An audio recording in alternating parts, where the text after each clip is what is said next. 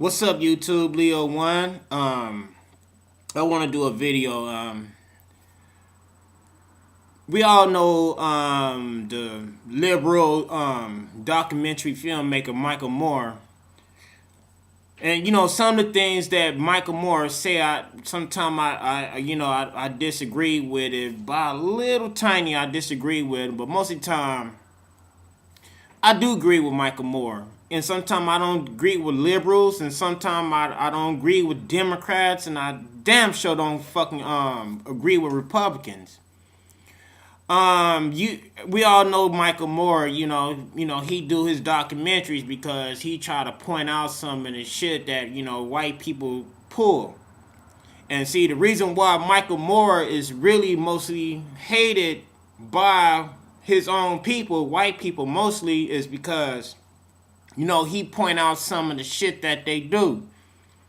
Now, I was like looking through YouTube. I was like strolling around, and because I was looking at a video about brother Tariq Nasheed, and he was saying some shit about about the Colorado movie theater shooting, and he was saying something about a clip. When it came from Bowling for Columbine,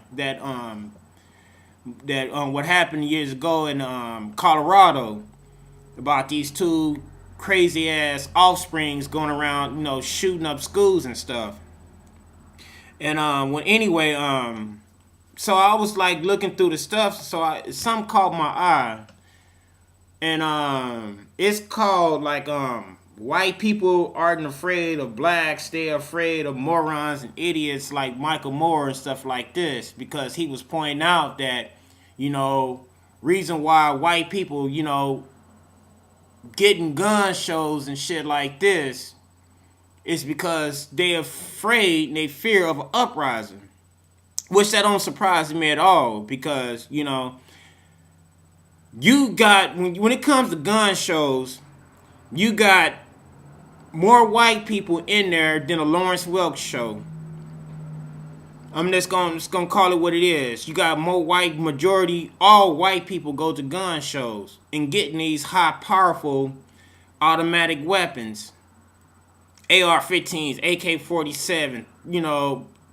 Just all kind of M16s, all kind of shit. Now we all know that you ain't gonna go hunting, shooting down a deer, or go hunting, just shooting down a deer or whatever with a motherfucking AR-15. That just being honest right there. And Michael Moore, he was telling the truth. They scared, they fear uprising. They did this when Obama came into power, into the Oval Office. Hell, they did this back in 1966 when the Black Panther Party first formed.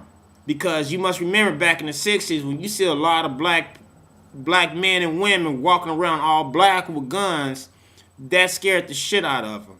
And it's on one of my documentaries I put out on YouTube when white people all of a sudden they want to get together and have their own guns and shit.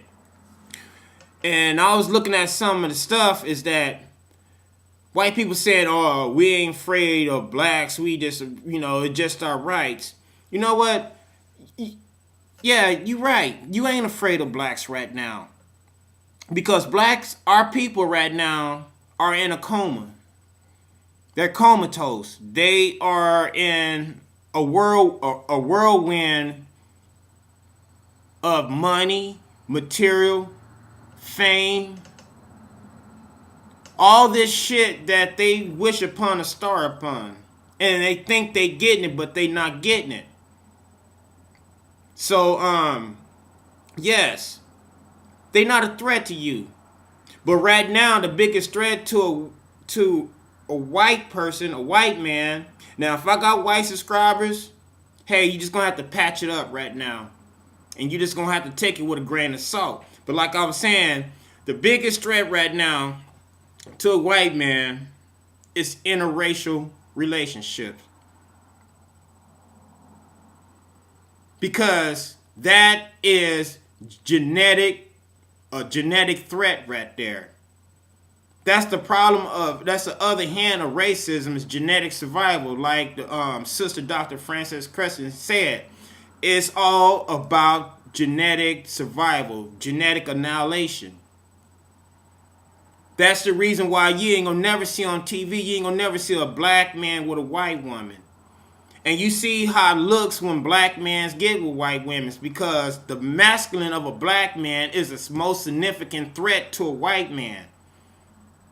Because if black and white get together and start race mixing, white race is gonna be like a teaspoon of milk. It wouldn't be none of them left. And another thing is that they know that they're afraid that if black people wake up out of this coma, because it's always in the fear of a white man, is that once this black person get out of this coma and wake up, all black people, they gonna get them back for what they done to us. See, when you do something wrong, I don't give a damn what it is. You can be like taking money out your mama's purse, or you can be like, in the store stealing. We always gotta, it's like all of us, when we do something wrong, it's like we always think to ourselves, because we have that certain conscious of a mind. We all think to ourselves is that if I keep doing this, even cheating, if I keep doing this, it's gonna catch up to me sooner or later.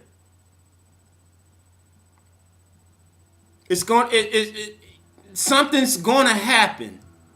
So if black people wake up out of this fucking dream state they in right now and start forming together, which we should do, but if we start forming together, creating our organizations, and telling our people, all right, it's time to wake up, it's time to separate, it's time to get our shit together. Pull your goddamn pants up. Turn the goddamn music down, whatever. It's time now. That's what they're afraid of. Because they're afraid of we're going to get them back for what they did to us. It was always in a mind of J. Edgar Hoover, because he was the top one. Him, Jim Crow, all these motherfuckers was the top persons that always killed somebody of our people, trying to stand up and trying to feed our people mind with intellectual shit. And once that happened, you gotta die. Same like the rock star, that brother Jimi Hendrix. Jimi Hendrix didn't die on no fucking drugs, okay? J. Edgar Hoover had Jimi Hendrix killed because Jimi Hendrix had formed with the Black Panthers. And once you and the Black Panthers it's like lions and hyenas. The Black Panthers, along with the Nation of Islam, and Dr. King movement was like an arch enemy to J. Edgar Hoover. So I'm gonna come back with part 2 on this, because what they talking about, they ain't afraid, that's bullshit.